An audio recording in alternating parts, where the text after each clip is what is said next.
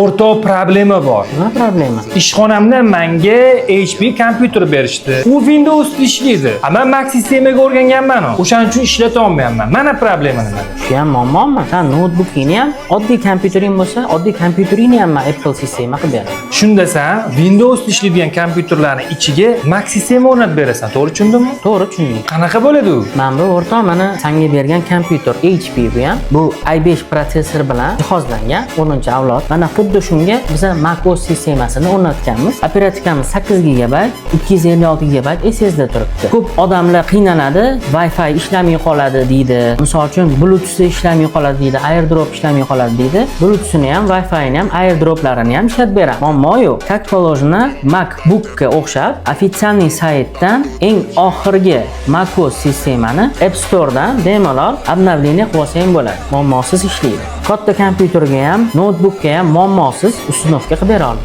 Demak, o'sha zapchastlarni Apple kompaniyasi ishlatgan bo'lsa, aynan o'sha kompyuterlarga qo'yib bera olasan, to'g'rimi? To'g'ri tushunding. Pastda nomer qoldiramiz, bemalol aloqaga chiqsa, qo'ldan kelgancha qilib beramiz.